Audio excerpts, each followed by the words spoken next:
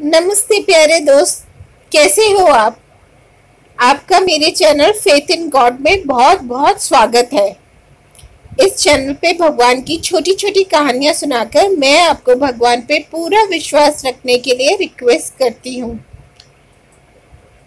आपने अगर मेरा चैनल सब्सक्राइब कर लिया है तो आपका बहुत बहुत शुक्रिया, और अगर अभी तक नहीं किया है तो जल्दी से कर लीजिए, जिससे आने वाली कोई भी स्टोरी आप मिस ना करें। आपसे एक इम्पॉर्टेंट बात शेयर करनी थी। मैंने एक नया चैनल खोला है, कुक विद कविता महबूबानी, और मुझे पूरा भरोसा है जैसे आप लोगों ने सब्सक्राइब कर फेथ इन गॉड चैनल को सक्सेस दी है, उसी तरह आप कुक विद कविता महबूबानी को भी सब्सक्राइब कर सक्सेस की मंजिल तक पहुंचाएंगे। यूट्यूब की दुनिया में जिसके जितने ज़्यादा सब्सक्राइबर्स होते हैं वो उतना ज़्यादा हाईली ग्रेटेड यूट्यूबर होता है। और आप लोगों के बहुत बहुत शुक्राने कि मेरी चैनल फेथ इन गॉड को उसकी पहली सक्सेस आपके सब्सक्राइब करने की वजह से मिली। So thanks a million. दोस्तों, आप सबको जन्माष्टमी की बहुत बहुत शुभकामना। आपके और आपके परिवार को हमेशा सुख और बहुत सारी खुशियां मिले, मेरी किशन भगवान से यही प्रार्थना है।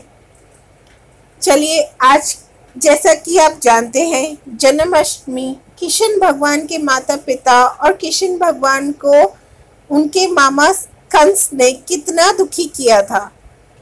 किशन भगवान की माता को उन्हीं के अपने भाई ने कैदी बनाया था। पर जब लाखों अत्याचार कोई करता है तो उसका अंत भी जरूर होता है, और हर वक्त बुराई पे अच्छाई की जीत होनी निश्चित है। फिर भी लोग थोड़े से समय को अच्छा गुजारने के लिए या अपने आप की चालाकी और बड़ाई करने के लिए बुरा रास्ता चुनते हैं, पर हर बुरे इंसान का अंत बुरा ही होता है। पता नहीं क्यों ये छोटी सी बात भूल जाते हैं। आप किसी भी कहानी को ले लीजिए, ऐसा दुनिया में कभी नहीं हुआ कि बुराई अच्छाई को हरा पाई हो, पर फिर भी बुराई को अपनी बुराई पे, अपने छल कपट पे इतना घमंड होता है कि उसका बुरा करना निश्चित ही हो जाता है। पर नियति तो यही है कि हमेशा सच की जीत हुई है, और आगे चलकर भी हमेशा इस पृथ्वी पे सच की जीत ही होगी। चलिए, आज की कहानी शुरू करते हैं। आज की कहानी हमारे मन की सोच के ऊपर है, पॉजिटिव या नेगेटिव सोच, पॉजिटिव और नेगेटिव एटीट्यूड। चलिए, एक समय की बात है, एक पंडित जी थे। वो पंडित जी बड़े धार्मिक थे। एक दिन एक सेठ ने अपने घर में हवन करवाया, और उसने उस पंडित को बोला कि आप ज़रूर खाने पे आना। पर उस दिन एकादशी थी और उस पंडित का व्रत था, तो उसने सेठ को बोला मैं तो नहीं आ सकता, पर मैं अपने शिष्य राम और श्याम को भेज सकता हूँ। तो उस व्यापारी ने बोला ठीक है पंडित जी, आप अपने शिष्यों को मेरे घर पे भेजना और मैं उनको खाने पे इनवाइट करता हूँ। तो दोनों शिष्य सेठ के घर में खाना खाने गए। सेठ ने उनकी आवभगत की, उनको खाना खिलाया और दक्षिणा में 5-5 रुपए दे दिए। वो दोनों शिष्य घर आए तो पंडित जी ने देखा कि जो राम शिष्य है उसके चेहरे पे तो बड़ी चमक है, और जो श्याम शिष्य है वो बहुत उदास है। तो पंडित जी ने अपने शिष्यों से बोला बेटा क्या बात हो गई है, उस सेठ ने तुम्हारा अच्छे से ध्यान तो रखा था। तो दोनों शिष्य बोले जी गुरुजी। बेटा क्या सेठ ने खाना अच्छा नहीं दिया था? तो दोनों शिष्य बोले नहीं गुरुजी, खाना तो अच्छा था। तो फिर गुरुजी ने बोला, क्या किसी ने तुम्हारा अपमान किया? तो दोनों शिष्य बोले, नहीं गुरुजी, किसी ने हमारा अपमान नहीं किया। तो पंडित जी बोले, तो राम, तुम तो इतने खुश नजर आ रहे हो, और श्याम, तुम इतने नाराज नजर क्यों आ रहे हो? तो श्याम ने बोला, वो इतना बड़ा सेठ था, उसके पास इतने सारे धान्य थे, इतना बड़ा महल जैसा घर था, इतने सारे नौकर चाकर थे, और इतना वो धनवान था, पर उसने मुझे सिर्फ 5 रुपए दक्षिणा में दिए, इसलिए मेरा मन बड़ा उदास है।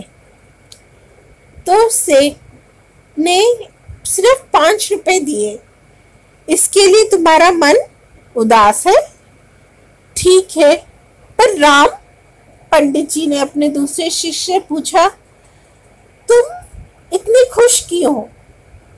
तो उसने बोला, मैं जानता था कि ये व्यापारी बड़ा ही कंजूस था, और मैं तो सोचकर गया था ये तो हमें सिर्फ 2 रुपए देगा, पर इसने हमें 5 रुपए दिए, जिसकी वजह से मैं बड़ा खुश हूं। तो पंडित जी ने बोला, तुम इसलिए खुश हो कि तुम्हारी एक्सपेक्टेशन से ज्यादा तुम्हें मिला, और श्याम इसलिए दुखी है कि उसकी एक्सपेक्टेशन से कम उसे मिला। तो पंडित जी ने अपने शिष्यों को समझाया कि बस यही हमारे मन का हाल है। संसार में घटना समान रूप से घटती है, पर कोई उनकी घटनाओं से सुख प्राप्त करता है तो कोई दुख प्राप्त करता है, पर असल में ना दुख है ना सुख है, हमारे मन की स्थिति पर निर्भर है। इसलिए मन प्रभु चरणों में लगवाओ, क्योंकि कामना पूरी ना हो तो दुख, और कामना पूरी हो जाए तो सुख, पर यदि कोई कामना ही ना हो तो आनंद। अगर कुछ सुंदर होता है तो वो व्यक्ति के कर्म, उसके विचार, उसकी वाणी, उसका व्यवहार, उसके संस्कार और उसका चरित्र, जिससे जीवन में ये सब है, वही इंसान दुनिया का सबसे सुंदर इंसान है। Moral of the story is, keep your attitude positive, keep your expectations low, and keep your character very beautiful and honest. चलिए, थैंक यू दोस्तों ये कहानी सुनने के लिए, और आपने अगर मेरे चैनल को सब्सक्राइब नहीं किया है तो जल्दी से मेरे चैनल फेथ इन गॉड को सब्सक्राइब करिए। मेरे नए चैनल कुक विद कविता महबूबानी को सब्सक्राइब करिए, और फिर मिलते हैं अगली कहानी के साथ। मैंने डिस्क्रिप्शन में लिंक्स डाले हैं, उनको ज़रूर चेकआउट करना, उसमें बहुत सारे डिस्काउंटेड लिंक्स हैं। अगली कहानी में फिर मिलते हैं। May God bless you. May God keep you healthy and healthy. Goodbye.